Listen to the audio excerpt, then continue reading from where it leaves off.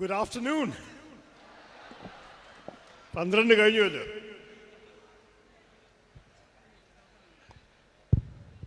Even better, now I can see you all closer.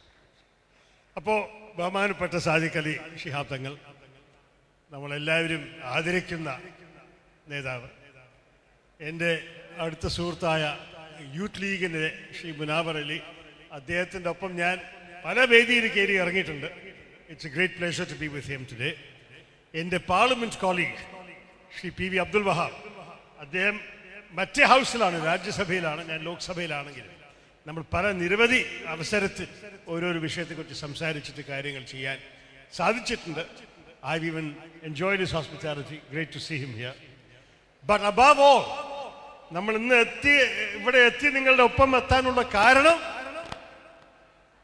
നിങ്ങളുടെ ശബ്ദം നിയമസഭയിൽ കേൾപ്പിക്കാനും പെരിന്തൽമണ്ണയുടെ വികസനത്തിന് വേണ്ടിയിട്ടും പ്രത്യേകിച്ച് വിദ്യാഭ്യാസ മേഖലയിൽ വേണ്ടി പ്രവർത്തിക്കാൻ തയ്യാറായി നിൽക്കുന്ന നമ്മുടെ ഐക്യജനാധിപത്യ മുന്നണി സ്ഥാനാർത്ഥി ശ്രീ നജീബ് കാന്തപുരം. എൻ്റെ പ്രിയപ്പെട്ട വിദ്യാർത്ഥികളെ, വിദ്യാർത്ഥിനികളെ, എല്ലാവർക്കും എൻ്റെ വിനീതമായ നമസ്കാരം. Najib was telling me that I should speak to you all in English. What language should I speak? എന്താ വേണ്ടത്? ഇംഗ്ലീഷിൽ ഇവിടുന്ന് ശബ്ദം വരണു. നിങ്ങൾ എന്താ ആഗ്രഹിക്കുന്നത്?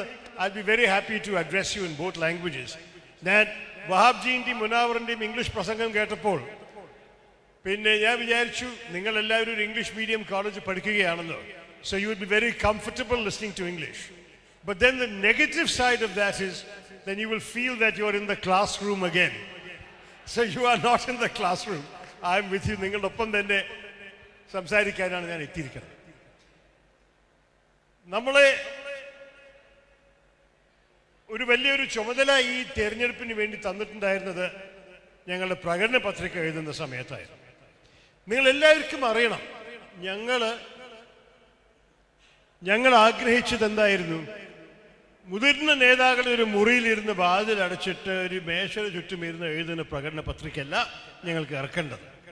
നിങ്ങൾക്കറിയാം, ഞങ്ങളുടെ ആവശ്യമായിരുന്നു ജനകീയ പ്രകടന പത്രിക എഴുതണം. ജനങ്ങൾ ആവശ്യപ്പെടുന്ന കാര്യങ്ങൾ, ജനങ്ങളുടെ ആശ, ജനങ്ങളുടെ ആശങ്ക മനസ്സിലാക്കിയിട്ട് എഴുതണം എന്നായിരുന്നു. അപ്പം ഞങ്ങൾ എന്തൊരു കാര്യം ചെയ്തു, ഐക്യജനാധിപത്യ മുന്നണി ഞങ്ങൾ ഉണ്ടാക്കിയ പ്രകടന പത്രികയുടെ കമ്മിറ്റി, അതിൽ എല്ലാ പാർട്ടികളും ഉണ്ടായിരുന്നു. ലീഗിൻ്റെ MK മുനീർ ഭാഗ് വലിയൊരു അംഗമായിരുന്നു, കോൺഗ്രസിൻ്റെ ബെനി ബെഹനാൻ, CMPയുടെ CP ജോൺ, അങ്ങനെ 6-7 പേര് 14 ജില്ലയിലും ഇറങ്ങി ജനങ്ങളുടെ അഭിപ്രായങ്ങൾ ആവശ്യപ്പെട്ടു. ഞാനും ഇതിൽ വന്നപ്പോൾ 6-7 ജില്ലയിൽ പങ്കെടുക്കാനുള്ള ഭാഗ്യം എനിക്കുണ്ടായിരുന്നു. പക്ഷെ ഞാൻ പറഞ്ഞു, നമ്മൾ ഇതുപോലെ ഒരു ഹാളിൻ്റെ അകത്തിരുന്നിട്ട് ആൾക്കാർ അഭിപ്രായം ചോദിക്കുന്നത് പോരാ. അതിലെപ്പോഴും പഠിപ്പും അറിവുമുള്ള ആൾക്കാരല്ലേ വരുള്ളൂ. നമ്മൾക്ക് ആവശ്യമുള്ളത് സാധാരണക്കാരുടെയും ബുദ്ധിമുട്ടുകൾ മനസ്സിലാക്കാനാണ്. അപ്പം ഞാൻ സമയം കിട്ടുമ്പോൾ എപ്പോഴും പാതിയിൽ ഇറങ്ങി ഓരോരോ സ്ഥലത്ത് പോയിട്ട് ആൾക്കാരെ കാണാനാണ് ആഗ്രഹിച്ചത്. ഉദാഹരണം പറയുന്നത്, കോവളത്തിൽ 2 സാധാരണ ബീച്ച്, ഇന്റർനാഷണൽ ടൂറിസ്റ്റ് വരുന്ന ബീച്ചൊന്നും ആയിരുന്നില്ല, 5 സ്റ്റാർ ഹോട്ടൽസിൻ്റെ സ്ഥലമായിരുന്നില്ല. നമ്മുടെ സാധാരണ നാട്ടുകാർ ഒരു ശനി ഞായറും പോയിട്ട് പിന്നെ കാറ്റ് കൊള്ളാൻ പോകുന്ന സാധാരണ ബീച്ചുകൾ. അവിടെ we talk to the tourist guides, really little chaps, ice cream stall fellow, the little boy selling kites, പട്ടം വിൽക്കുന്ന ഒരു പയ്യൻ, നമ്മൾ നീന്താൻ പോയാൽ സംരക്ഷിക്കാനുള്ള ലൈഫ് ഗാർഡ്സ്, ചായക്കടക്കാർ, അവരോട് സംസാരിച്ചിട്ടാണ് അവരുടെ ബുദ്ധിമുട്ടുകളും ഈ കോവിഡ് മഹാമാരി സമയത്ത് വന്ന കഷ്ടങ്ങളൊക്കെ മനസ്സിലാക്കാൻ ഞങ്ങൾ ഇറങ്ങിയത്. അതേപോലെ കോഴിക്കോട് ഞാനും MK മുനീറും, നിങ്ങളെല്ലാവരും SM സ്ട്രീറ്റിനെ കുറിച്ച് കേട്ടിട്ടുണ്ട്. SM സ്ട്രീറ്റിൽ ഇറങ്ങി ഞങ്ങൾ ഓരോരോ കടയിൽ കയറി ഞങ്ങൾ സംസാരിച്ച് ചോദിച്ചത് എന്താണ്, നിങ്ങളുടെ അനുഭവം എന്തായിരുന്നു? കോവിഡ് മഹാമാരി സമയത്ത് ലോക്ക്ഡൗൺ വന്നപ്പോൾ നിങ്ങൾക്ക് കട അടയ്ക്കേണ്ടി വന്നുവല്ലോ, എങ്ങനെ നിങ്ങൾ വാടക കൊടുത്തു? എങ്ങനെയാണ് നിങ്ങൾ സംസ്ഥാനത്തിൻ്റെ പല സഹായമുണ്ടായിരുന്നു? നിങ്ങളുടെ ഒപ്പം പ്രവർത്തിക്കുന്നവർക്ക് എന്ത് ചെയ്ത്? അവർക്ക് കടയില്ല വരാൻ, അവർക്ക് ശമ്പളം കൊടുത്തുവോ, അത് അവരെ പിരിച്ചുവിട്ടുവോ, എന്താ നിങ്ങൾ ചെയ്തത്? ഇതെല്ലാം ഞങ്ങൾ ചോദിച്ച് അന്വേഷിച്ചു. എന്നിട്ട് അവിടുത്തെ പ്രവർത്തിക്കുന്നവരോട് ഞങ്ങൾ ചോദിച്ചു, എന്തായിരുന്നു നിങ്ങളുടെ ബുദ്ധിമുട്ടുകൾ, നിങ്ങളെങ്ങനെ മാനേജ് ചെയ്ത് ശമ്പളമില്ലാതെ? അവരെല്ലാവരോടും സംസാരിച്ച് ഞങ്ങൾ കടയിൽ നിന്ന് ഇറങ്ങുമ്പോൾ പാതിയിൽ ഞങ്ങൾ ഓട്ടോ റിക്ഷ ഡ്രൈവർമാരെയും ടാക്സി ഡ്രൈവർമാരെയും കണ്ട് സംസാരിച്ചു. അവരുടെ ബുദ്ധിമുട്ട് നിങ്ങൾക്ക് നല്ലപോലെ മനസ്സിലാക്കാൻ സാധിക്കും. നമ്മളുടെ 5-6 വർഷമായിട്ട് അന്താരാഷ്ട്രീയ മേഖലയിൽ പെട്രോളിൻ്റെ വില ചുരുങ്ങി വരുമ്പോൾ അതിൻ്റെ ഗുണം നമ്മുടെ പൗരന്മാർക്ക് കിട്ടിയിട്ടില്ല. ഭാരതീയ നിങ്ങളുടെ അച്ഛനമ്മമാരല്ലേ പെട്രോളിന് ബില്ല് കൊടുക്കണമെങ്കിൽ അവർക്ക് അതിൻ്റെ ഗുണം കിട്ടിയിട്ടില്ല. കാരണം കേന്ദ്ര സർക്കാർ അവസരവാദികളായിട്ട് അന്താരാഷ്ട്ര വില ചുരുങ്ങുമ്പോൾ നമ്മളുടെ ടാക്സിനെ കൂട്ടി, സംസ്ഥാന സർക്കാർ അതുമീത് ചാടി. അപ്പോൾ മൊത്തത്തിൽ ലോകം മുഴുവൻ ഈ 5-6 വർഷ സമയത്തിൽ പെട്രോൾ വില ചുരുങ്ങിയിട്ടേ ഉള്ളൂ. ഇന്ത്യ മാത്രമാണ് പെട്രോൾ വില കൂടിയിരിക്കുന്നത്. അതിൻ്റെ ഒറ്റ കാരണം സർക്കാരുകളുടെ ടാക്സ് മാത്രമാണ്. നിങ്ങളുടെ പോക്കറ്റിൽ കൈയിട്ടിട്ട് പണം പെടുക്കുന്നതാണ് നടക്കുന്നത്. അടിസ്ഥാന വില ഒരു ലിറ്റർ പെട്രോളിന് 34 രൂപയുള്ളൂ. അതിൻ്റെ മുകളിൽ കേന്ദ്ര സർക്കാർ അത്ര തന്നെ ഒരു 33-34 രൂപ ടാക്സ് അടിച്ചിട്ടുണ്ട്. സംസ്ഥാന സർക്കാർ ടാക്സും സെസ്സും വാറ്റിൻ്റെ പേരിൽ ഈ ഒരു 36 രൂപ കൂടി അടിച്ചിട്ടുണ്ട്. അങ്ങനെയാണ് നമ്മൾ 100 രൂപയ്ക്ക് കൊടുക്കുന്നത് പെട്രോൾ സ്റ്റേഷനിൽ. അപ്പോൾ ഇത് സർക്കാരിൻ്റെ നമ്മളെ ദ്രോഹിക്കുന്ന ഒരു വഴിയാണ് നമുക്ക് മനസ്സിലാക്കണം. അതാണ് അവർ ചെയ്യുന്നത്. നമ്മളെല്ലാവരും ആഗ്രഹിച്ചാൽ ഇതിനെ ചുരുക്കാൻ സാധിക്കും. കോൺഗ്രസ് പാർട്ടി ഭരിക്കുന്ന രാജസ്ഥാൻ സംസ്ഥാന സർക്കാർ 10 രൂപ കട്ട് ചെയ്തിട്ടുണ്ട് അവർ എക്സൈസ് ടാക്സ് എന്ന്, ജനങ്ങൾക്ക് കുറച്ച് ആശ്വാസം കൊടുക്കാൻ. കേരള സർക്കാർ അത് ചെയ്തിട്ടുണ്ടോ? ഒരിക്കലുമില്ല. അവരൊക്കെ ജനവിരുദ്ധ പോളിസി മാത്രമാണ് ഫോളോ ചെയ്യുന്നത്. അപ്പം നമ്മൾക്കറിയണം ഇതൊക്കെയാണ് ബുദ്ധിമുട്ട്. ഈ ടാക്സി ഡ്രൈവർ, ഓട്ടോ ഡ്രൈവർമാർ എന്ത് പറഞ്ഞതിനോട് അവർക്ക് കഷ്ടം, അവർക്ക് ഈ ചെലവ് സഹിക്കാൻ ബുദ്ധിമുട്ടാണ്. ജനങ്ങൾക്ക് ഇത്ര ഹൈ റേറ്റ് കൊടുക്കാനും ബുദ്ധിമുട്ടാണ്. അത് ചുരുങ്ങിയ ആൾക്കാരാണ് ടാക്സി എടുക്കുന്നതും ഓട്ടോ എടുക്കുന്നതും. പിന്നെ ഓട്ടോക്കാർ പ്രത്യേകിച്ച് പറഞ്ഞു അതിൻ്റെ മുകളിൽ നമുക്ക് 150 ഓട്ടോ ലൈസൻസ് കോഴിക്കോട് ഇറങ്ങുന്നുണ്ട്. ഞങ്ങൾ എങ്ങനെ ജീവിക്കും എന്നാണ് അവർ ചോദിച്ചത്. അപ്പം ഞാൻ ചോദിച്ചു, ഇത് ശരിയാണെങ്കിൽ അഥവാ ഞങ്ങൾ ഭരണത്തിൽ വന്നിട്ട് നിങ്ങൾക്കൊരു സഹായം നൽകിയാൽ, അഥവാ ഞങ്ങൾ സബ്സിഡി വഴിക്ക് നിങ്ങളുടെ ഇപ്പോൾ ഉള്ള ഡീസൽ ഓട്ടോ പെട്രോൾ ഓട്ടോനെ ഓട്ടോ ആക്കിയിട്ട് കൺവേർട്ട് ചെയ്യാൻ സഹായിച്ചാൽ നിങ്ങൾ അംഗീകരിക്കുമോ ചോദിച്ചപ്പോൾ ഉടനെ അവർ പറഞ്ഞു, ഞങ്ങൾ ചെയ്യാം, അതാണ് വേണ്ടത്.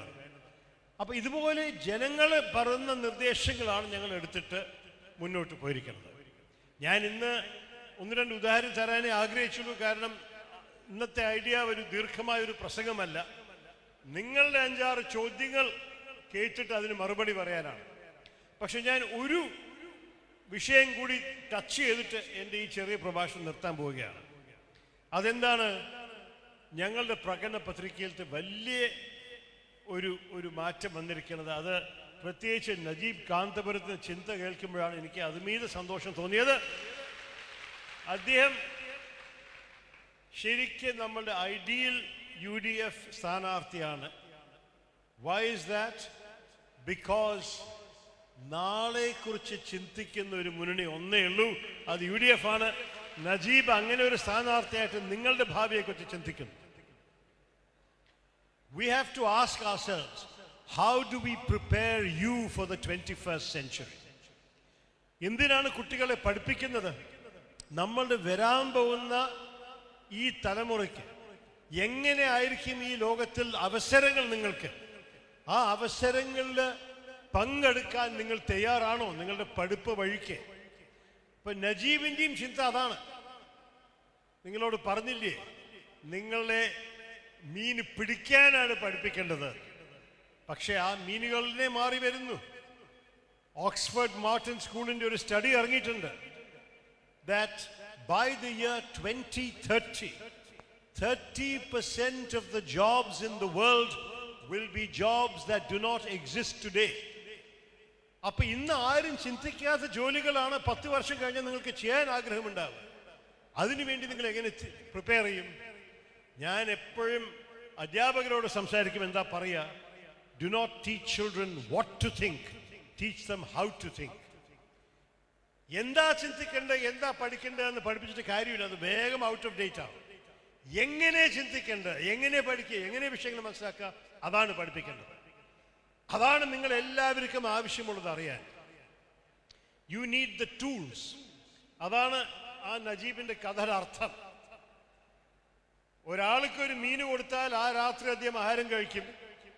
മീൻ പിടിക്കാൻ പഠിപ്പിച്ചാൽ നാളെയും മറ്റന്നാളും ഏത് ദിവസവും അദ്ദേഹത്തെ പട്ടിണി കിടക്കാൻ ആവശ്യമുണ്ടാവില്ല. ആ കഥയുടെ അർത്ഥം ഇതുപോലെ തന്നെയാണ്. നിങ്ങളെ ഇപ്പോഴത്തെ ടെക്സ്റ്റ് ബുക്ക് പഠിപ്പിക്കുന്നത് ഒരു പക്ഷേ ഇന്നോ നാളെ ജോലിക്ക് വേണ്ടി നിങ്ങളെ തയ്യാറാക്കും.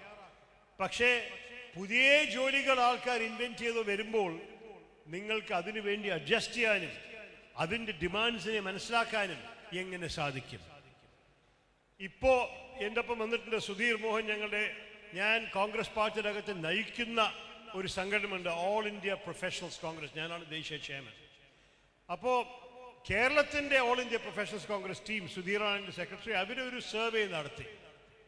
10,000 എഞ്ചിനീയറിംഗ് ഗ്രാജുവേറ്റ്സിനോട് ചോദിച്ചു, what you doing after your studies, what kind of jobs are you doing, what are your experiences. 66% എന്താ മറുപടി കൊടുത്ത്? അവരിപ്പോൾ ചെയ്യുന്ന ജോലികൾ എഞ്ചിനീയറിംഗ് ഡിഗ്രി ആവശ്യമില്ലാത്ത ജോലികളാണ്. That the jobs they are doing today do not require an engineering degree. You are all, perhaps the majority of you are studying science, technological and engineering degrees. Are those degrees relevant to what employers want in the real world? The Federation of Indian Chambers of Commerce and Industry, FICCI, did a study of employers, and 82% of the employers said that they are not satisfied with the quality of engineering graduates coming out and applying for jobs there. So some of the big companies like Infosys and Tata's, you know what they do? They recruit students and then they put them through one more year of education, not on-the-job training. Education in a campus. If you go to Infosys campus in Mysore, it looks like an American university. And they teach you like that.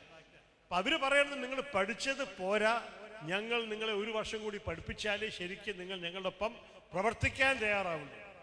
അപ്പം അത് പോരാല്ലോ. കേരളത്തിൽ നമ്മൾ വലിയൊരു മാറ്റം കൊണ്ടുവരണം.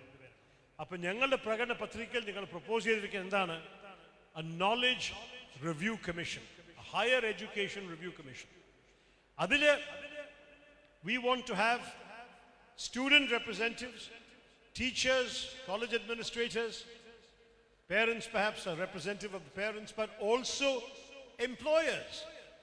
And they must collectively study the state of higher education in our state, take testimony from universities and colleges up and down the state, find out from them about their challenges and failings, their syllabus, their contact, if any, with the real world of business, industry and enterprise. And then we will give them a time-bound target, 3 months or 4 months.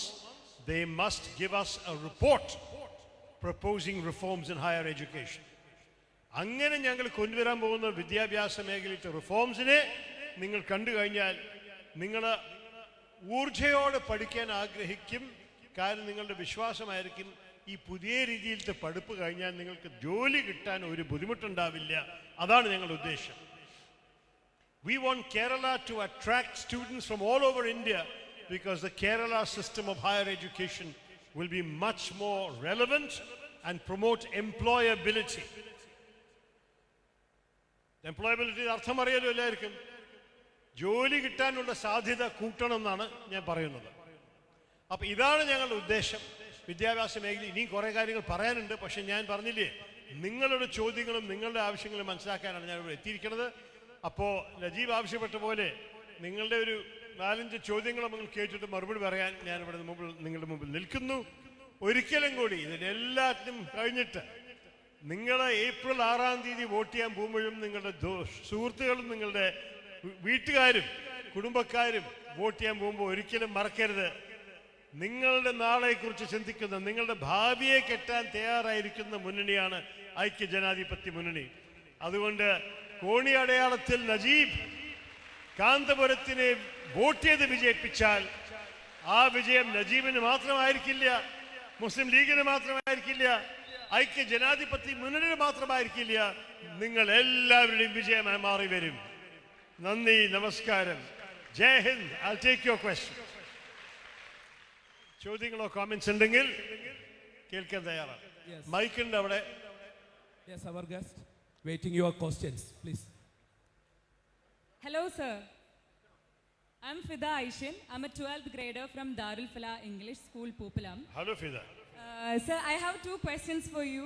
The first one is, do you think there is any need for reformation in the present day educational policies so that students from normal, ordinary backgrounds are exposed to international levels, like international civil servants as you, or earning any mastery degrees in various institutions and all? Like, your achievements are beyond our dreams. Like, Not at all. Nothing is beyond your dreams. You must dream and you can make your dreams reality. yeah, sure. So, yeah, I mean, I talked about education reforms. We have a number of reforms in mind, but we want to see what the review commission comes up.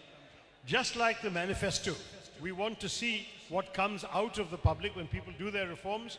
What will they actually see from people? I want them to talk to students like you. You should tell them what you feel is missing in your educational curriculum, in your education system. Yes, sir. We want to give you what you want. ഒരു ഉദാഹരണം പറയുന്നത് നമ്മുടെ സംസ്ഥാനത്തിൻ്റെ digital divide. School ലെവലിൽ നിങ്ങളെല്ലാവരും ഒരു പക്ഷേ ഒരു ദുഃഖം എന്ന് പറയുന്ന ഒരു കഥ കേട്ടിട്ടുണ്ടായിരിക്കും. നമ്മുടെ കേരളത്തിൽ ഈ ലോക്ക്ഡൗൺ സമയത്ത് വന്നിട്ട് സംസ്ഥാന സർക്കാർ ക്ലാസ്സുകൾ വീണ്ടും ആരംഭിക്കണം തീരുമാനിച്ചപ്പോൾ അവർ എന്ത് ചെയ്ത് ഓൺലൈൻ ക്ലാസ്സുകൾ ഇറക്കി. അപ്പോൾ പാവപ്പെട്ട കുടുംബക്കാർ എന്ത് ചെയ്യും? ഒരു 10ാം ക്ലാസ്സിലെ കുട്ടി, ഒരു ദളിത് കുടുംബത്തിൻ്റെ ഒരു കുട്ടി, 1ാം റാങ്ക് അതുവരെ കിട്ടിയിട്ടുണ്ടായിരുന്ന കുട്ടിക്ക് എന്ത് പറ്റിയേ? അവർക്ക് വീട്ടിൽ സ്മാർട്ട് ഫോണൊന്നും ഉണ്ടായിരുന്നില്ല, ഡേറ്റ പാക്കിന് പണമില്ല. എൻ്റെ അച്ഛൻ ഒരു ഡെയിലി വേജ് വർക്കർ ആയിരുന്നു. അദ്ദേഹത്തിന് ലോക്ക്ഡൗൺ വന്നപ്പോൾ ഡെയിലി വേജും ഉണ്ടായിരുന്നില്ല, ആരും കഴിക്കാനുള്ള പണമുണ്ടായിരുന്നില്ല വീട്ടിൽ. അപ്പോൾ പലവരും എന്നെപ്പോലെ ജനങ്ങൾ ഇതിനെക്കുറിച്ച് പ്രൊട്ടസ്റ്റ് ചെയ്തപ്പോൾ മുഖ്യമന്ത്രി പറഞ്ഞു, ശരി, ഞങ്ങൾ ഓൺലൈൻ ഇല്ലാത്ത കുട്ടികൾക്ക് വേണ്ടിയിട്ട് ടെലിവിഷൻ ചാനൽ വിക്ടറിൽ നമ്മൾ ക്ലാസ് നടത്താം, ഒരേ ക്ലാസ് നടത്താമെന്ന് പറഞ്ഞു. പക്ഷേ ഈ കുട്ടിയുടെ പാവം ദാരിദ്ര്യം ഇത്ര ആയിരുന്നു, ആ വീട്ടിൽ ഉള്ള ചെറിയ പഴയ black and white TV broken down ആയിരുന്നു, അതിന് റിപ്പയർ ചെയ്യാനുള്ള പണം അച്ഛനിൽ ഉണ്ടായിരുന്നില്ല. അപ്പോൾ ആ കുട്ടി എന്ത് ചെയ്തു? നിങ്ങളെല്ലാം വായിച്ച കഥയാണത്. ആ കുട്ടി പോയിട്ട് ആത്മഹത്യ ചെയ്തു. 1ാം റാങ്ക് 10ാം ക്ലാസ് വരെ കിട്ടിയ കുട്ടി നമ്മുടെ സാമൂഹ്യത്തിൽ നഷ്ടപ്പെട്ടു പോയി ഈ ഒറ്റ കാരണം. അപ്പോൾ ഞാൻ ഡിജിറ്റൽ ഡിവൈഡിനെ കുറിച്ച് ചിന്തിക്കുമ്പോൾ ഈ കുട്ടിയുടെ കഥയാണ് ഞാൻ ആലോചിക്കുന്നത്. ഒരു സംശയവും വേണ്ട, നമുക്ക് ഡിജിറ്റൽ ഡിവൈഡ് പരിഹരിക്കണം. നമ്മളുടെ സർക്കാർ എല്ലാ വിധത്തിലും എല്ലാ കുട്ടികൾക്കും ഒരു ടാബ്ലറ്റും അതിനൊപ്പം ഒരു ഡേറ്റ പാക്കും കൊടുത്തേ പറ്റൂ. അത് ആവശ്യമുള്ളവർക്ക്, ഒബ്വിയസ്ലി നിങ്ങളെപ്പോലുള്ള ചിലവർക്ക് അതിന് ആവശ്യമുണ്ടാവില്ല, പക്ഷേ ആൾക്കാർ ഇൻകം നോക്കിയിട്ട് അവർ കുടുംബക്കാരെ സഹായിക്കണം. അത് സ്റ്റേറ്റ് ഗവൺമെൻറ് ഒരു കടമയാണ്. അതുമാത്രമല്ല, we want to see that people like you with higher aspirations can also be connected digitally to the best courses in the world offered by universities like Harvard, and we can do that, so you can study that. Thank you, sir. But it's not just that. We want to multiply the possibilities. I can't give you an answer that will exhaust the possibilities because we want to give you limitless possibilities. Sir, one more question. Yeah. Sir, in your thought, everything is recycled in India, even our dreams. So how is a person's dream or passion or vision about life being recycled in India? You know that you're quoting from a novel, and in a novel, a novelist can say a lot of things. But thank you for quoting one of my own writings. I've forgotten, I wrote that a long time ago. But no, the answer, frankly, is I genuinely believe there's nothing that anyone in the world can do that an Indian cannot do. We have to develop our potential. When I come and talk to young people like you, I am very aware, very conscious of the high level of intelligence, the great talent that we have in our country. The problem at the same time is that talent is not always given the opportunity to develop and be channeled in the right direction. So what I would like to do is make it possible for young people like you to be the best that you can be. I always tell young people, when they ask me what is the secret of success, I say, understand yourself, find out what you are capable of, and then be the best you that you can be. Nobody else can be you. Be yourself, but be the best version of yourself. That's all we can demand of you. And for that, the state government can only help you to explore your potential and to fulfill your aspirations. Dream big, young lady. I hope you have big success in life. What's your name? I can't hear you. എന്താ പേര്? Fida.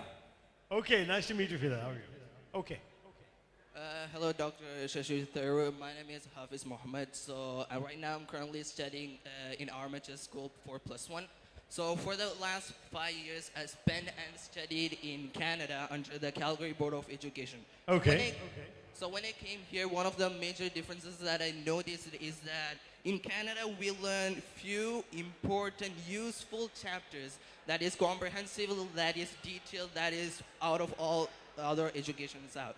So right here, when I came here, we have like elaborated chapters, we have a lot of concept. But one of the major problem with the students that when they learn something, they're not learning it fully. They're only touching at the problem. They're only touching at the top and going to the next. So when you ask someone, they don't know in detail. So what things that you can bring? So what things that can you bring or we can bring to change this system, to bring a new policy that where students get to learn what they want, they get to specialize what they want from the school entry level to the college? This is my question. Excellent question. Thank you. ഇവർ ചോദ്യം ചോദിക്കുമ്പോൾ ഒന്ന് നമ്മളുടെ ശബ്ദം ചുരുക്കിയാലേ എനിക്ക് ശരിക്കും കേൾക്കാൻ സാധിക്കുള്ളൂ. എൻ്റെ ആഗ്രഹമാണ് നിങ്ങൾ തമ്മിൽ പല കാര്യങ്ങൾ പറയാനുണ്ടാവും. അത് പിന്നെ പറഞ്ഞാൽ ഒരു 10-15 മിനിറ്റും കൂടി നിങ്ങൾ ക്ഷമ തന്നാൽ നമുക്ക് നല്ലൊരു ഡയലോഗ് നടക്കാൻ സാധിക്കും, നിങ്ങൾ കേൾക്കാൻ സാധിക്കും. ഈ കുട്ടി സംസാരിക്കുമ്പോൾ ഞാൻ കൂടുതൽ നിങ്ങളെല്ലാവരും ശബ്ദമാണ് കേട്ടത്, അത് ശരിയല്ല. So it's a very good question, young Mohammed. What I want to say was that as far as the school system here is concerned, we have a genuine problem. As you say, we teach too much and we teach it in a very mechanical way. The students are expected to learn from the textbook, listen to what the teacher is saying, and then regurgitate the same thing in the exam hall. That is a very old-fashioned way of educating. What we need to do today, and I've tried to talk to many school principals, many school teachers in various conferences, we need to encourage children to think for themselves. As I said earlier, not what to think, but how to think. And to do that, just memorizing and writing exam papers will not help them. They need creative thinking. In fact, there is a famous line of Einstein's which more or less like this, that the hallmark of an educated mind is what is left behind in your head after you have forgotten whatever you have studied for the examinations. So the habits of education, the habits of learning, the habits of thinking that come through a system of education are far more important than the actual content of what you learn. Because in today's world, you can find anything you need to find with 2 clicks of a mouse on Google. What is more important is if you know how to use the information you find on Google, if you know how to evaluate that information, if you know how to synthesize different bits of information, come to an approach. Creative thinking, out of the box thinking. Very often the difference is that in India, you ask a teacher, what is a pair of glasses? You will be told it is something that has lenses, sits in a frame, rests on your nose and hangs over your ears. Well, as you can see, I'm wearing a pair of glasses that doesn't fit that description. Because I used to keep losing my glasses. I don't know where I put them. There is no real pocket in some of the stuff, some of the clothes I wear. If I wear a munda in Kerala and so on. And so I used to complain about that. And somebody said, do you know there are glasses which do not need to rest on your nose and do not need to hang on your ears? And here you are. There's a magnet in the middle. I can click them together and I can see you all at the back. Now, why do I say this example? This is an example of what is called out-of-the-box thinking. Sometimes we have a habit of telling children something is this way because it is this way. Don't argue with me. But the teacher should value the student who says not only why, but why not? Why can't it be different? Why can't you invent glasses like this that actually don't sit on your nose? It's an example. In this case, it hangs around my neck. I don't lose it so easily. So we want to encourage more creative thinking in the schools. We want to encourage more flexibility in methods of teaching, and we want to get our students like you to come out better prepared for the challenges of the real world. So once the Higher Education Review Commission is done, we should get them to look at the preparation of children for higher education through the higher school system as well. Thank you for your suggestion, young man. Okay. Dear students, language is not a problem. You can ask in Malayalam or your mother tongue. മലയാളത്തിൽ ചോദിച്ചോളൂ. ആദ്യത്തെ 2 കുട്ടികൾ English സംസാരിച്ചു പറയാൻ നിങ്ങൾക്ക് English തന്നെ സംസാരിക്കാൻ നിർബന്ധമല്ല. ഏത് ഭാഷയിലും ചോദിച്ചോളൂ. സർ ഹലോ സർ ഇവിടെ എവിടെ? ഓക്കെ, ചോദിക്കൂ. സാർ ഇപ്പോൾ തെരഞ്ഞെടുപ്പിനോടനുബന്ധിച്ച് താങ്കളുടെ പേരും താങ്കൾ എവിടെയാണ് പഠിക്കണത്, ഏത് ക്ലാസ്സിലാണ്? എൻ്റെ പേര് അഫീഫ് അലി. ഞാൻ മണ്ണാർക്കാട് MES കോളേജിൽ നിന്ന് ഡിഗ്രി കഴിഞ്ഞ് തിരൂരങ്ങാടി ടീച്ചർ ട്രെയിനിങ് കോളേജിലാണ് പഠിക്കുന്നത്. Oh, very good. അപ്പോൾ നിങ്ങൾ അധ്യാപകനാവാൻ പോവാണ്. Very important to us. പറയൂ. സാർ ഇപ്പോൾ തെരഞ്ഞെടുപ്പിനോടനുബന്ധിച്ച് എല്ലാ മുന്നണികളും പ്രകടന പത്രിക പുറത്തിറക്കി. ഏറ്റവും കൂടുതൽ കേരളത്തിൽ ശ്രദ്ധിക്കപ്പെട്ട പ്രകടന പത്രിക UDFൻ്റേതാണ്. കാരണം ഒരുപാട് പുതിയ പദ്ധതികൾ UDF മുന്നോട്ട് വെച്ചു. ഇപ്പോൾ ministry of peace and harmony പോലുള്ള ഒരുപാട് പദ്ധതികൾ. അത് സാദിഖ് അലി ശിഹാബ് തങ്ങൾ എന്നോട് പറഞ്ഞ കാര്യമാണ്. ഈ മിനിസ്ട്രി ഓഫ് ഹാപ്പിനെസ് ഐഡിയ അദ്ദേഹമാണ് ആവശ്യപ്പെട്ടത്. അപ്പോൾ വലിയ സന്തോഷതയാണ് ഞങ്ങൾ ഉൾപ്പെടുത്തിയത്. ഓക്കെ, അപ്പോൾ അതുപോലുള്ള ഒരുപാട് പദ്ധതികൾ കൊണ്ടുവരുമ്പോൾ നമുക്ക് അതിൻ്റെതായ സാമ്പത്തിക ചെലവുകളും വരും. പ്രത്യേകിച്ച് ഈ കഴിഞ്ഞ 5 വർഷം കൊണ്ട് LDF ഗവൺമെന്റ് കേരളത്തിന്റെ സാമ്പത്തിക നിലയെ ആകെ തകർത്തൊരു സാഹചര്യമാണ്. ഏറ്റവും കൂടുതൽ കടത്തിലേക്ക്. അപ്പോൾ പുതിയ പദ്ധതികൾ വരുമ്പോൾ ഇത്രയും ബാക്കിൽ നിൽക്കുന്ന ഒരു സാമ്പത്തിക സ്ഥിതിയെ എങ്ങനെ ഉയർത്തെഴുന്നേൽപ്പിക്കാൻ UDFനെ കൊണ്ട് സാധിക്കും, അല്ലെങ്കിൽ എന്ത് പദ്ധതികളാണ് മുന്നോട്ട് വെക്കുന്നത്? ഞാൻ നിങ്ങളോട് അഭിമാനത്തോട് പറയട്ടെ, 3 മാനിഫെസ്റ്റോ വായിച്ചു നോക്കിയാൽ ഞങ്ങളുടെ പ്രകടന പത്രികയിൽ മാത്രമേ ഇതിനൊരു ഉത്തരം കാണുള്ളൂ. കാരണം താങ്കൾ പറഞ്ഞ പോലെ ഈ ഇടതുപക്ഷ സർക്കാർ എന്താ ചെയ്തിരിക്കുന്നത്, അവർ ഈ സംസ്ഥാനത്തിൻ്റെ കടത്തിലാണ് നടത്തിയിരിക്കുന്നത്. ഇപ്പോൾ കേരളത്തിൻ്റെ കടം 3 ലക്ഷം കോടിയാണ്. ഇത് ചെറിയൊരു തുകയല്ല. അവരൊരു കിറ്റ് വിതരണം ചെയ്യുമ്പോൾ അവർക്ക് വോട്ട് ആവശ്യപ്പെടുമ്പോൾ ഒരു കാര്യം മനസ്സിലാക്കണം, ഇന്ന് ആ കിറ്റിൽ സുഖിക്കുന്നവർ നാളെ അവരുടെ കുട്ടികളും അവരുടെ പേരക്കുട്ടികളുമാണ് ആ കടം വീട്ടേണ്ടി വരിക. നിങ്ങളുടെ തലയിലാണ് ആ കടം കെട്ടിയിരിക്കുന്നത് ഈ സർക്കാർ. അപ്പോൾ നമ്മൾക്ക് ക്ഷേമ പദ്ധതികൾ ചെയ്യണമെന്നുണ്ടെങ്കിൽ അതിന് എവിടുന്നാണ് പണം വരുന്നത് മനസ്സിലാക്കാൻ സാധിക്കാത്തൊരു സർക്കാരാണ് നമുക്കിപ്പോൾ ഉള്ളത്. അതുകൊണ്ടാണ് ഐക്യജനാധിപത്യ മുന്നണി പറഞ്ഞിരിക്കുന്നത്, ഇൻവെസ്റ്റ്മെന്റ് കൊണ്ടുവരണം. Kerala must be open four business. 24 മണിക്കൂർ 7 ദിവസം എല്ലാ ആഴ്ചയും നമ്മൾ പ്രവർത്തിക്കാൻ തയ്യാറാണ്.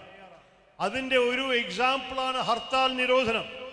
ഞങ്ങൾ പറയുന്നു, നമ്മളുടെ സംസ്ഥാനത്തിൻ്റെ എല്ലാവർക്കും ജനാധിപത്യ അവകാശമുണ്ട് പ്രതിഷേധിക്കാൻ, പാതിയിൽ ഇറങ്ങാൻ, സമരം ചെയ്യുക, അവരേത് ജനാധിപത്യ വിഷയം അവർക്ക് ഏറ്റെടുക്കാൻ അവർ ഇഷ്ടപ്രകാരം ചെയ്യട്ടെ. പക്ഷേ വേറെ ഏത് മനുഷ്യനെയും ഉപദ്രവിക്കാൻ അവർക്ക് അവകാശമില്ല. ഒരു കുട്ടി സ്കൂളിലേക്ക് പോകുന്ന ബസ്സിനെ തടുത്തിട്ട് ടയറിൻ്റെ കാറ്റയക്കാൻ ആർക്കും അവകാശമില്ല. ഒരു കച്ചവടക്കാരൻ അവൻ്റെ കട നിർബന്ധമായിട്ട് ബലമായിട്ട് അതിനെ അടുപ്പിക്കണം എന്ന് പറഞ്ഞാൽ അത് സമ്മതിക്കില്ല, ആരും അത് ചെയ്യാൻ അവകാശമില്ല.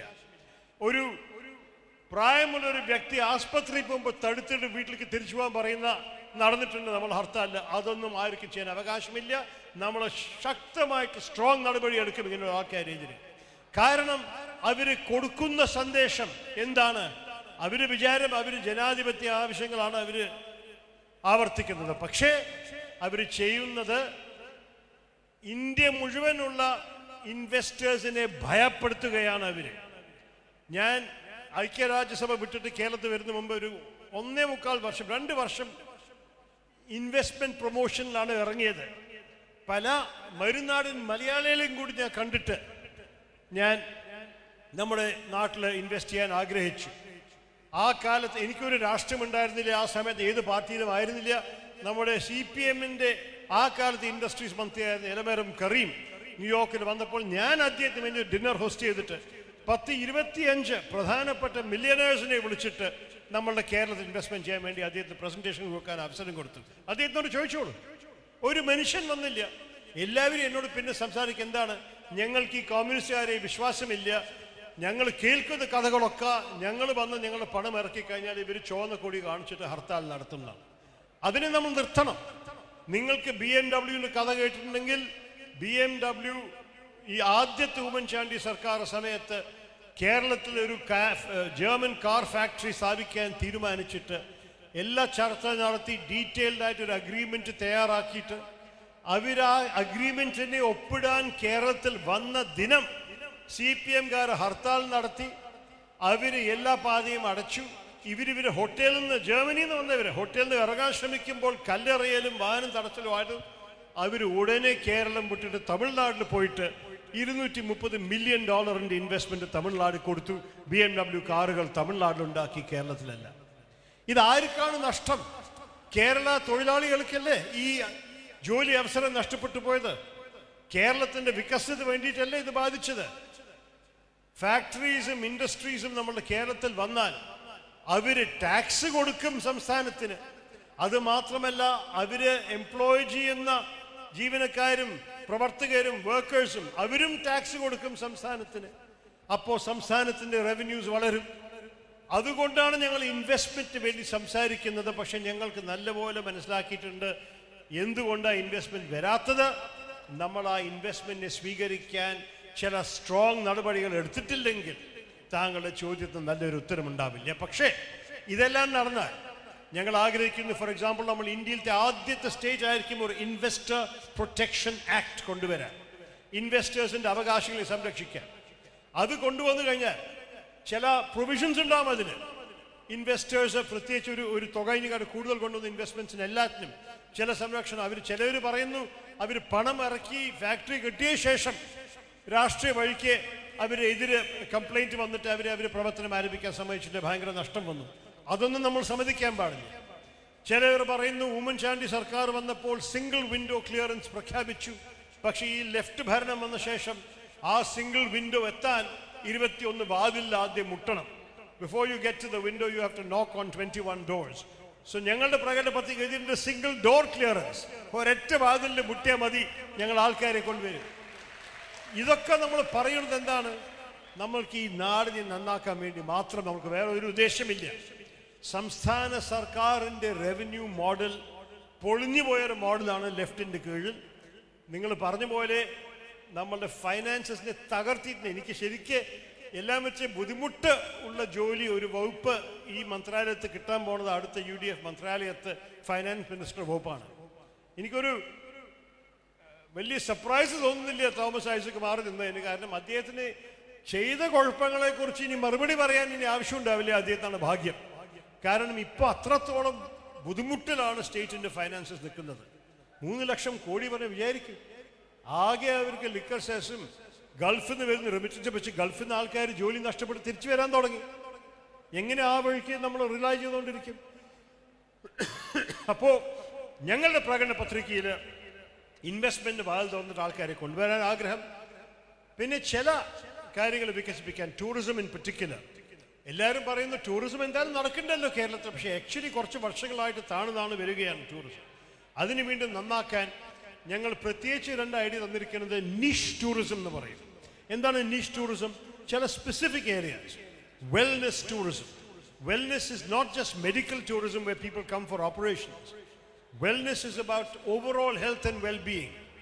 Ayurvedic massage, naturopathy, Unani, Siddha, all of these things in a nice, comfortable, green environment.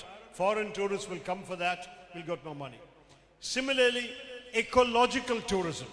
നമ്മുടെ പരിസ്ഥിതിയെ ബന്ധപ്പെട്ടിട്ട് എൻവയറമെന്റ് കാണാനും നമ്മുടെ ബയോഡൈവേഴ്സിറ്റി കണ്ട് ആഘോഷിക്കാനും അങ്ങനെയുള്ള ടൂറിസം നമ്മൾ കേരളത്തിൽ നടത്താൻ നമ്മൾക്കാണ് എല്ലാം വെച്ച് കൂടുതൽ സാധിക്കുക. We have some of the best biodiversity in Asia at the foothills of the Western Ghats. We can do so much more than we are doing now. ആ വഴിക്കും നമ്മുടെ സംസ്ഥാനത്തെ റവന്യൂ കൂട്ടണം. അപ്പോൾ താങ്കൾ ആ ടീച്ചറാവാൻ പോകുന്ന പേര് ഞാൻ ശ്രദ്ധ വെച്ചില്ല, പക്ഷേ ആസിഫ് അലി അല്ലേ അതോ ആരിഫ് അലിയോ? എന്തായാലും താങ്കൾ ചോദിച്ചതിൻ്റെ മറുപടി ഇതാണ്. ഞങ്ങൾക്ക് നല്ലപോലെ മനസ്സിലാക്കിയിട്ടുണ്ട് ഈ നാടിനെ നന്നാക്കാൻ സർക്കാരിൻ്റെ വരുമാനം കൂട്ടണം. There must be revenue generation. ആ റവന്യൂ ജനറേഷന് വേണ്ടി ഇൻവെസ്റ്റ്മെന്റ് ഫ്രണ്ട്ലി ആക്കണം. ഓൺട്രപ്രണർഷിപ്പിനെ ഞങ്ങൾ എൻകറേജ് ചെയ്യണം. ഞാൻ പ്രത്യേകിച്ച് ഇവിടുത്തെ വിദ്യാർത്ഥിനികളോട് പറയുന്നു, ഞങ്ങൾക്ക് സെന്റ് തെരേസസ് കോളേജ് കൊച്ചിയിലും സെന്റ് മേരീസ് കോളേജ് തൃശ്ശൂരിലും ഇങ്ങനെയുള്ള ലേഡീസ് കോളേജസ് നല്ല ഐഡിയാസ് കിട്ടി. ഒരു വിദ്യാർത്ഥിനാണ് പറഞ്ഞ് ഞങ്ങൾക്ക് കോളേജ് പഠിക്കുമ്പോൾ എന്തുകൊണ്ട് ഇന്റേൺഷിപ്പ് ചെയ്തുകൂടാ, എന്തുകൊണ്ട് ഞങ്ങൾ കോളേജ് പണി കഴിഞ്ഞാൽ ഒരു എല്ലാ ദിവസവും 2-3 മണിക്കൂർ ഓൺലൈൻ വഴിക്ക് വല്ല കമ്പനീസ് അയച്ചുകൂടാ. കമ്പനിക്ക് അതിൻ്റെ ഗുണം കിട്ടും, ഞങ്ങൾക്ക് എക്സ്പീരിയൻസും ആവും. പിന്നെ ഞങ്ങൾ ഗ്രാജുവേഷൻ ചെയ്യുമ്പോൾ കമ്പനിക്ക് ഞങ്ങളുടെ സേവനം ഇഷ്ടപ്പെട്ടിട്ടുണ്ടെങ്കിൽ നമുക്ക് ജോലി കിട്ടാനും എളുപ്പമായിരിക്കും. എക്സലൻ്റ് ഐഡിയ ഞങ്ങൾ അതിന് ഉൾപ്പെടുത്തിയിട്ട് ഞങ്ങളുടെ പ്രകടന പത്രികയിൽ. അതുപോലെ തന്നെ വിമൻസ് ഓൺട്രപ്രനേഴ്സിന് വേണ്ടി കുറച്ചൊരു പ്രത്യേക എൻകറേജ്മെൻറ്റും ഫൈനാൻസിങ്ങും. ഇതെല്ലാം നമ്മൾ ചെയ്യണതിന് പല കാര്യമുണ്ട്. എൻ്റെ അഭിപ്രായത്തിൽ വിദ്യാഭ്യാസ മേഖലയിൽ പ്രത്യേകിച്ച് നമ്മൾ ആൾക്കാരെ തയ്യാറാക്കാനുള്ളത് എന്താണ്? Industry university cooperation. നമ്മളുടെ കോളേജസും നമ്മളുടെ വ്യവസായികളുടെ ഒപ്പം ഒരു ഒരു ബന്ധം ചെയ്താൽ, ഒരു സമ്പർക്കം ചെയ്താൽ നമ്മൾക്ക് എന്തൊക്കെ അച്ചീവ് ചെയ്യാൻ സാധിക്കും. ശ്രീ നാരായണമൂർത്തി ഇൻഫോസിസിൻ്റെ ഒരു റിപ്പോർട്ട് എഴുതിയിട്ടുണ്ട്, കോൾ അക്കാഡമിക് യൂണിവേഴ്സിറ്റി ഇൻ്റർഫേസ് എന്ന് പറഞ്ഞിട്ട്. ആ റിപ്പോർട്ട് പ്രകാരം അദ്ദേഹം പറയുന്നത് പല കാര്യങ്ങൾ ശരിക്കുള്ള real world contacts between the industries on the one hand and the students on the other will generate lots of opportunities. We want to find out the best ways of promoting that in Kerala. ഇതെല്ലാം നമ്മൾ ചെയ്യും. എന്നിട്ട് താങ്കളുടെ ചോദ്യത്തിൻ്റെ മറുപടി അടുത്ത തെരഞ്ഞെടുപ്പിന് മുമ്പ് ചോദിക്കാൻ ആവശ്യമുണ്ടാകും, ആദ്യം പറയാൻ ആവശ്യമുണ്ടാകും. Okay, thank you sir. നമസ്തേ സർ. ശരി, ലാസ്റ്റ് ക്വസ്റ്റ്യൻ എന്നാണ് എന്നോട് പറയുന്നത്. Okay, you have the last question. എനിക്ക് രണ്ട് ചോദ്യങ്ങളുണ്ട്. സോറി, പേര് പറയും.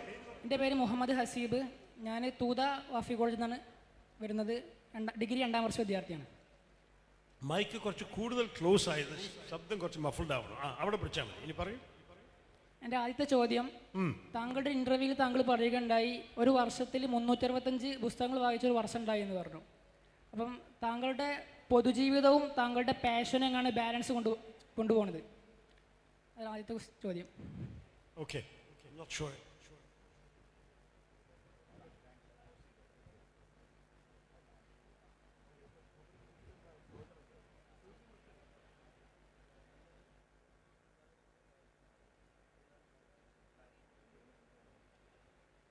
സോറി, എൻ്റെ അടുത്ത പ്രോഗ്രാം ക്യാൻസലായി എന്ന് വാർത്ത കിട്ടിയതാണ്. അപ്പം ഞാൻ വേണമെങ്കിൽ ഒരു ചോദ്യം കൂടി എടുക്കാം ഇത് കഴിഞ്ഞിട്ട്. പക്ഷെ താങ്കളോട് പറയാനുള്ളത്, നമുക്ക് എപ്പോഴും നമ്മളുടെ പാഷനെ ഫോളോ ചെയ്യണം.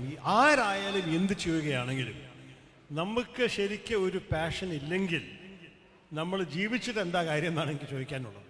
അപ്പം അത് വായനയാണോ, സ്പോർട്സ് ആണോ, കലയാണോ, എഴുത്താണോ?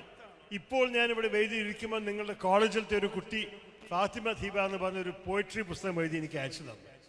ഞാൻ നേരത്തെ പിന്നെ ഇതേപോലെ ഒരു ഹൈസ്കൂൾ കൂട്ടായ്മയിലും കോളേജ് കൂട്ടായ്മയിലും പോയപ്പോൾ ഒരു കുട്ടി പുസ്തകം എഴുതിയിട്ട് എൻ്റെ കയ്യിൽ എത്തിച്ചു. ടീനേജർ റൈറ്റിംഗ് ഫോർ ടീനേജേഴ്സ് എന്ന് പറഞ്ഞിട്ട് ടീൻ ലൈഫിനെ കുറിച്ചൊരു പുസ്തകം. ഇതൊക്കെ പഠിക്കുമ്പോൾ കൂടി ചെയ്യാൻ കുട്ടികൾക്ക് സമയം കിട്ടുന്നത് എങ്ങനെയാണ്? അവരുടെ പാഷൻ അവർ സമയം ഉണ്ടാക്കുന്നു. പക്ഷെ ഒരു കാര്യം മനസ്സിലാക്കണം, അത് ചെയ്യാൻ നമുക്ക് ചിലപ്പോൾ ചില സുഖങ്ങൾ നഷ്ടപ്പെടേണ്ടി വരും. ഞാൻ എഴുതുന്നത് എൻ്റെ എന്താ പറയുക, എനിക്ക് ശ്വാസം മുട്ടുന്ന പോലെയാണ്. എനിക്ക് എഴുതാൻ വലിയ ആവശ്യമാണ്. എല്ലാ ദിവസവും വല്ലതും എഴുതാൻ നോക്കും. അപ്പോൾ ആ എഴുതാനുള്ള സമയം കണ്ടുപിടിക്കുകയാണെങ്കിൽ, പ്രത്യേകിച്ച് ഭയങ്കര തിരക്കുള്ള ദിനങ്ങൾ, ഈ പ്രചരണ സമയത്തൊന്നും എഴുതാൻ സമയമില്ല. പക്ഷെ സാധാരണ ജീവിതത്തിൽ പാർലമെൻറ്റും രാഷ്ട്രീയവും വേറെ മീറ്റിങ്സും പ്രസംഗങ്ങളൊക്കെയുള്ള സമയത്ത് നമ്മളുടെ പാഷന് വേണ്ടി സമയം ഉണ്ടാക്കണമെന്നുണ്ടെങ്കിൽ ചില കാര്യങ്ങൾ ഒഴിവാക്കേണ്ടി വരും. ചില പാർട്ടീസിൽ നമ്മുടെ സുഹൃത്തിൻ്റെ ഒപ്പം പോയി കളിക്കാനുള്ള സമയം ഉണ്ടാവില്ല. നമ്മൾക്കൊരു നാടകം കാണാനോ സിനിമ കാണാനോ പക്ഷെ നമ്മൾ ക്യാൻസൽ ചെയ്യേണ്ടി വരും എഴുതാൻ വേണ്ടി സമയമെടുക്കാൻ. അപ്പോൾ നമ്മൾക്ക് ചോദിക്കേണ്ടത്, നമ്മൾക്ക് എന്താ ചെയ്യാൻ ഇഷ്ടം, എന്താ നമ്മൾക്ക് വില നമ്മളുടെ ഹൃദയത്തിൻ്റെ അകത്ത്, അതിനാണ് നമ്മൾ പ്രാധാന്യം കൊടുക്കേണ്ടത്. താങ്കളുടെ മനസ്സിൽ 10 സുഹൃത്തിനൊപ്പം പോയി ഒരു സിനിമ കാണുകയാണ് താങ്കൾക്ക് സന്തോഷം തരുമ്പോൾ അത് ചെയ്തോളൂ. പക്ഷെ അതിനെയും കൂടുതൽ സന്തോഷവും സാറ്റിസ്ഫാക്ഷനും തരുന്നത് ഒറ്റയ്ക്ക് ഇരുന്നിട്ട് ഒരു കവിത എഴുതുകയാണെങ്കിൽ അതാണ് ചെയ്യേണ്ടത്. കാരണം ഒരു മനുഷ്യന് സ്വയം അറിയണം എന്താണ് പ്രാധാന്യം, what is important to you, and according to that you must work. അതാണ് ഞാൻ പ്രത്യേകിച്ച് ആഗ്രഹിക്കുന്നത്. പക്ഷെ ഞാൻ ഒരിക്കലും പറയില്ല എൻ്റെ ലൈഫ് ഒരു വലിയൊരു മോഡലാണ്, ഉദാഹരണമാണെന്ന്. കാരണം ചിലപ്പോൾ എനിക്കും അറിയാം ഞാൻ ചില കാര്യങ്ങൾ ഇതിനേക്കാൾ നന്നായി ചെയ്യാൻ സാധിച്ചിട്ടുണ്ടാവും. എല്ലാം കൂടി ഒരുമിച്ച് ചെയ്യാൻ ശ്രമിക്കുമ്പോൾ ഒരു വലിയ റിസ്ക് എന്താണ്, രണ്ടും നന്നായി ചെയ്യില്ല. തിക്കി തിരക്കി സ്പീഡിൽ ഒരു പുസ്തകം എഴുതണതും ഒരേ സമയത്ത് വേറെ ജോലി ചെയ്യണതിലും ഒരു പക്ഷേ ആ ജോലിയിലും നമ്മൾക്ക് 100% എഫക്റ്റീവ് ഒരു പക്ഷേ ഉണ്ടാവില്ല, ഒരു പക്ഷേ നമ്മുടെ എഴുത്തിൽ 100% സക്സസ് ഉണ്ടാവില്ല. അപ്പോൾ ആ റിസ്ക്കാണ് എടുക്കുന്നത്. അപ്പോൾ താങ്കളുടെ കഴിവും ടാലൻറ്റും ഡെഡിക്കേഷൻ പോലെ ഉണ്ടാവും. അവസാനത്തിൽ എൻ്റെ ഉറക്കം തികയുന്നില്ല എന്ന് മാത്രം ഞാൻ തന്നെ സമ്മതിച്ചു. കാരണം നമ്മളെല്ലാവർക്കും ഒരേ മണിക്കൂറല്ലേ ഉള്ളൂ ഒരു ദിവസത്തിൽ, ആ 24 മണിക്കൂറല്ലേ ഉള്ളൂ. അതിലത്തെ നമ്മൾ എത്ര ചിലവാക്കുന്നു നമ്മൾ ആവശ്യപ്പെട്ട കാര്യങ്ങൾ ചെയ്യാനും എത്ര നമ്മൾ ചിലവാക്കുന്നു സുഖിച്ചിട്ടോ ഉറങ്ങിയിട്ടോ അത് നമ്മളുടെ സ്വന്തം തീരുമാനമാണ്. അത് എളുപ്പമല്ല എടുക്കാൻ. അല്ല ചോദിച്ചു. രണ്ടാമത്തെ ഒരു ചോദ്യം കൂടി. UDFന്റെ പ്രകടന പത്രികയിലെ മുഖ്യ ഹൈലൈറ്റ് ആണ് ന്യായ് പദ്ധതി. വർഷത്തിൽ 72,000 രൂപ ഒരു കുടുംബത്തിന് നൽകുന്ന ഒരു പദ്ധതിയാണ്. അത് കേരളീയ സാഹചര്യത്തിൽ എങ്ങനെയാണ് പ്രാവർത്തികമാക്കാൻ സാധിക്കുക? അല്ല, അതല്ലേ ഞാനിപ്പോൾ പറഞ്ഞത്. ഈ ന്യായ പദ്ധതി പോലെ ഉള്ള ക്ഷേമ പദ്ധതികൾ എല്ലാ പാവപ്പെട്ട കുടുംബത്തിൽ 6,000 രൂപ കൊടുക്കൽ, പിന്നെ വീട്ടമ്മമാർക്ക് ഒരു പ്രായം കഴിഞ്ഞ 40 വയസ്സും 65 വയസ്സിന് ഇടയിലുള്ള വീട്ടമ്മമാർക്ക് ഒരു ശമ്പളം ഒരിക്കലും പറയില്ല. കാരണം അമ്മമാർക്ക് ശമ്പളം കൊടുക്കാൻ നമ്മൾ ആർക്കും അവകാശമില്ല. പക്ഷേ ഒരു അംഗീകാരം, ഒരു നന്ദി പറഞ്ഞിട്ട് 2,000 രൂപ എല്ലാ മാസവും കൊടുക്കാൻ ഉദ്ദേശമുണ്ട്. ഇതെല്ലാവരും ഞങ്ങൾ നമ്മുടെ സ്റ്റേറ്റ് ബഡ്ജറ്റിൻ്റെ അകത്ത് നോക്കിയിട്ട് സ്ഥലമുണ്ട് ഇതിനൊന്ന് മനസ്സിലാക്കിയിട്ടാണ് ഞങ്ങൾ പ്രഖ്യാപിച്ചിരിക്കുന്നത്. പക്ഷെ ഒരേ സമയത്ത് ഞാൻ പറയട്ടെ അതിനു വേണ്ടിയുള്ള പണം നമ്മൾ വെറും കടമെടുത്തിട്ട് ചിലവാക്കുന്നതും ശരിയല്ല. ഞാൻ മനസ്സിലായി. അതുകൊണ്ടാണ് ഞാൻ അദ്ദേഹത്തോട് പറഞ്ഞത് ഈ ആവശ്യമുള്ള കാര്യങ്ങൾക്കൊക്കെ നമ്മൾ പണം കണ്ടുപിടിക്കണം. പക്ഷെ അതിനെക്കാട്ട് നല്ല വഴിയാണ് നമ്മൾ പണം സമ്പാദിക്കുക. അത് ഈ സംസ്ഥാനത്തിൽ നല്ല ഇൻഡസ്ട്രിയും വ്യവസായമൊക്കെ കൊണ്ടുവന്നിട്ട് അവരുടെ ടാക്സ് കൊണ്ട് നമ്മുടെ സംസ്ഥാന സർക്കാരിൻ്റെ വരുമാനം കുറച്ചും കൂടി വന്നാൽ നമുക്ക് വലിയ ബുദ്ധിമുട്ടില്ല. ഇതെല്ലാം നല്ലപോലെ ജനങ്ങൾക്ക് വേണ്ടി ചെയ്തു കൊടുക്കാൻ ഒരു സംസ്ഥാന സർക്കാരിൻ്റെ ഉത്തരവാദിത്തം. കഴിവുള്ളവർക്ക് അവരുടെ ജോലി ചെയ്യാൻ നമ്മളൊരു ലെവൽ പ്ലേയിങ് ഫീൽഡുള്ള അടിസ്ഥാനം ഇൻഫ്രാസ്ട്രക്ചർ കൊടുക്കുക.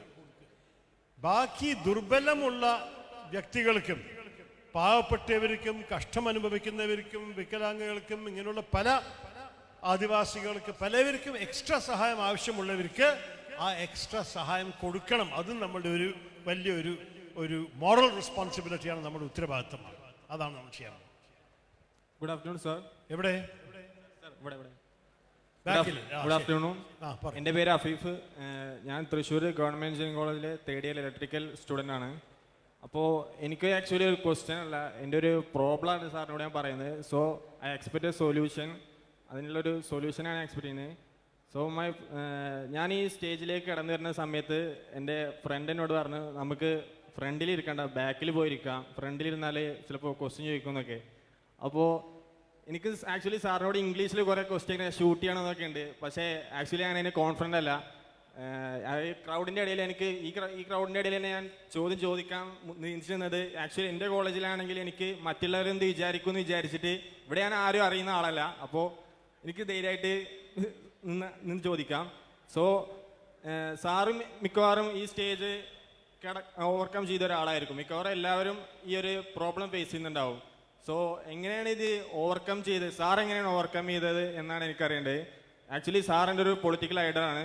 ഒരു വെൽ എഡ്യൂക്കേറ്റഡ് ആയ ആൾക്കൊരു നല്ലൊരു ലീഡറാകാൻ പറ്റിയെന്ന് വിശ്വസിക്കുന്ന ഒരാളാണ് ഞാൻ. സോ എനിക്കും അതുപോലെയൊക്കെ ആവണമെന്നുണ്ട്. സോ സാർ എങ്ങനെയാണ് അത് ഓവർകം ചെയ്തതെന്ന് പറഞ്ഞു തന്നാൽ നമുക്കും അത് ചെയ്യാമായിരുന്നു.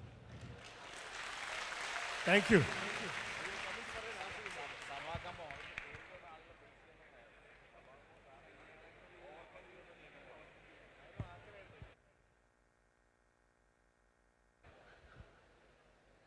അല്ല, നോക്കി ഈ വേദിയിൽ നിൽക്കുന്ന എല്ലാവരും നിങ്ങളുടെ മുമ്പിലാണത്. എല്ലാവർക്കും ആ തുടക്കത്തിൽ ഉണ്ടാവുന്ന ഒരു ചെറിയൊരു ഭയം, ഒരു ചെറിയൊരു നെർവസ്നെസ് അത് എല്ലാവർക്കും ഉണ്ടാവും. പക്ഷേ ഓരോരു തവണ ചെയ്യുമ്പോൾ പഴകി നമ്മുടെ ഭയം മാറും. നിങ്ങൾ ഒരു കാര്യം മനസ്സിലാക്കണം, ഞാൻ സ്കൂൾ മുതൽക്കേ എൻ്റെ അച്ഛനും അമ്മയും എന്നെ തള്ളിയിട്ട് ഒരു ഡിബേറ്റ് ചെയ്യാനും പ്രസംഗിക്കാനും എൻകറേജ് ചെയ്തിട്ട് പ്രോത്സാഹനം ചെയ്തിട്ടാണ് ഞാൻ കുറച്ചൊക്കെ പ്രസംഗനായത്. പക്ഷെ അതൊക്കെ ഇംഗ്ലീഷിലായിരുന്നു.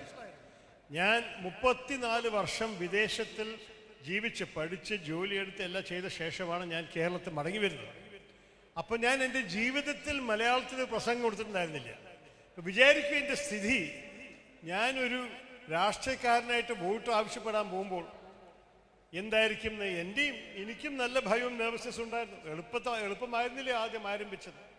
പക്ഷേ നമ്മളിത് ചെയ്തുകൊണ്ടിരിക്കുമ്പോൾ, സംസാരിച്ചുകൊണ്ടിരിക്കുമ്പോൾ ജനങ്ങളോടൊപ്പം ജനങ്ങൾ നമ്മുടെ ചെറിയ തെറ്റുകളെ ക്ഷമിക്കും നമുക്ക് മനസ്സിലാക്കാൻ സാധിക്കാം. അതുപോലെ തന്നെ ജനങ്ങളോടൊപ്പം നേരിട്ട് സമ്പർക്കം ചെയ്യുന്നത് അവരുടെ സ്വന്തം ഭാഷയിലാണ് എപ്പോഴും അവർക്ക് ഇഷ്ടം, അതും കൂടി ചെയ്യാൻ സാധിക്കുക. അങ്ങനെയാണ് എനിക്ക് കുറച്ചും കൂടി അതിൽ കോൺഫിഡൻസ് വന്നത്. അപ്പോൾ എല്ലാവർക്കും ചില ബുദ്ധിമുട്ടുണ്ടാകും. ഞാനിപ്പോൾ ഇംഗ്ലീഷിലോ മലയാളത്തിലോ സുഖമായിട്ട് പ്രസംഗിക്കും. ഇനി ഒരു മൂന്നാമത്തെ ഭാഷയിൽ എനിക്ക് ചെയ്യേണ്ടി വന്നാൽ എനിക്കും കുറച്ചൊരു നല്ലപോലെ ആലോചിച്ചിട്ട് ചെയ്യേണ്ടി വരും. ഒരു പക്ഷേ എനിക്കും കുറച്ച് താങ്കളെ പോലെ ഒരു ഹെസിറ്റേഷൻ ഉണ്ടാവും, ഒരു ഭയമുണ്ടാവും.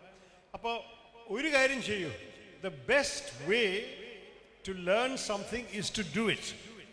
ഒന്നോ രണ്ടോ പ്രാവശ്യം പരാജയപ്പെട്ടാൽ ഡസൻറ്റ് മാറ്റർ. ആ പരാജയത്തിൻ്റെ അടിസ്ഥാനത്തിൽ അടുത്ത താങ്കൾ വിജയം വരും. Good afternoon, sir. Hi. Sir, I am Rose Teresa Benny, a 12th grade student from Presentation High Secondary School, Perindalmanna. Okay. Sir, so my question is, our government and aided institutions are admitting students with meritorious score, and this trend is leading year by year. And now the new trend is the cutoff percentage for admission is also increased, and this can lead for many students who cannot afford the fees at self-financing colleges. This can affect those students adversely. And also now the parental communities are also in trouble. So, sir, what do you think about this, and what is your opinion, sir? I'm not sure I fully heard the question properly. Did you all hear the question? Ketliya, can you come a little forward? The sound system is not perfect. Just come a little forward if you can.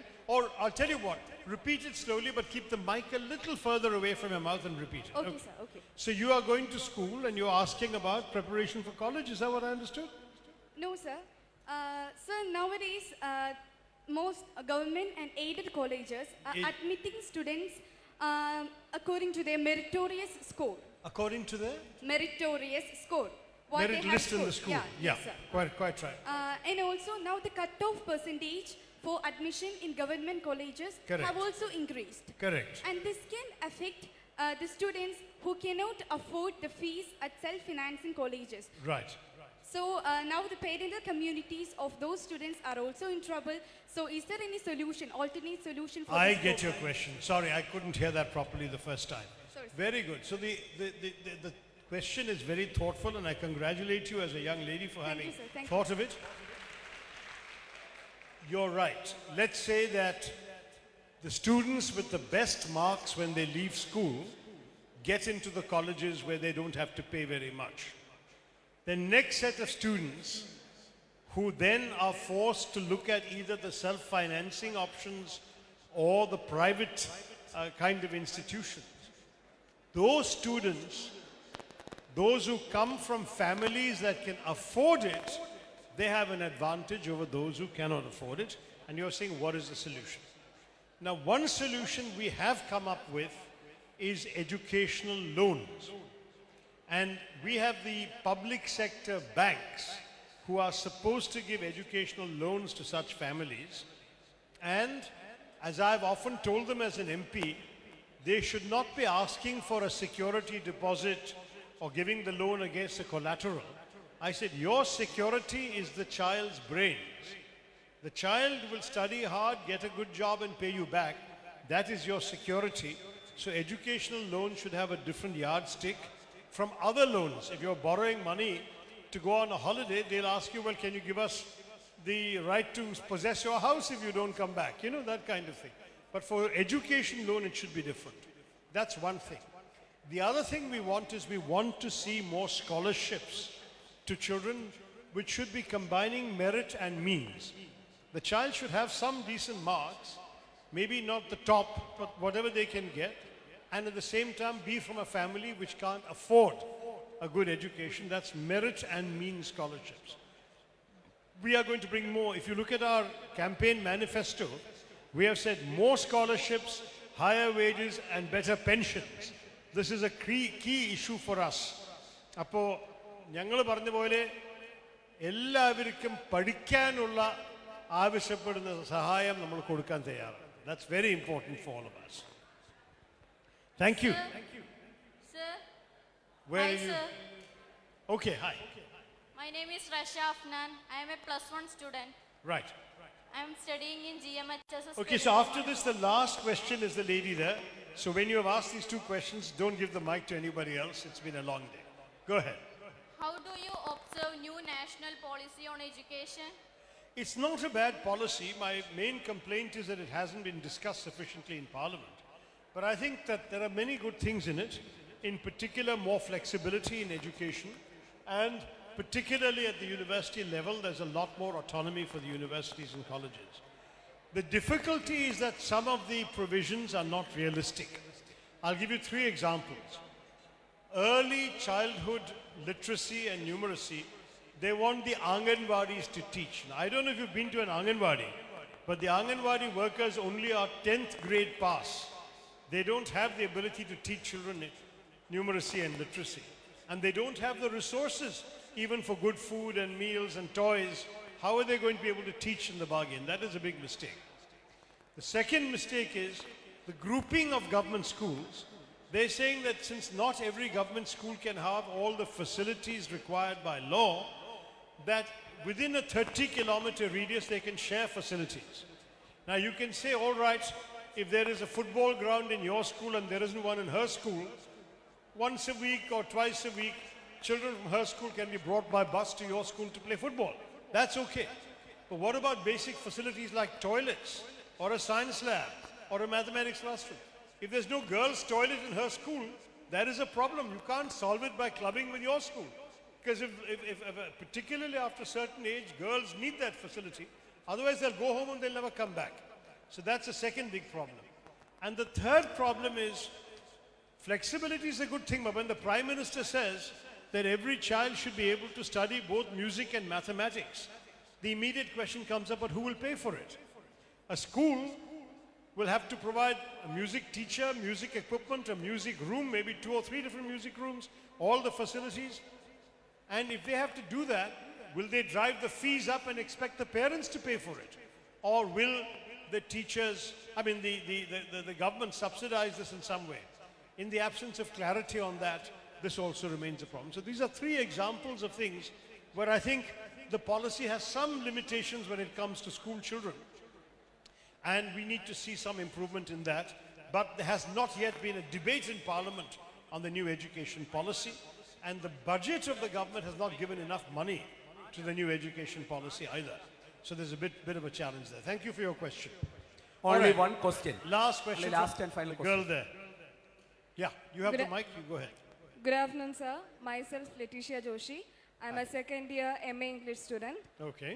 So my question is, നമ്മളിവിടെ discuss ചെയ്തപ്പോൾ മുഴുവനും young ജനറേഷനെ എഡ്യൂക്കേഷനിൽ qualified ആക്കുക, ജോബിന് അവരെ prepare ചെയ്യിക്കുക എന്നതാണ് പറഞ്ഞത്.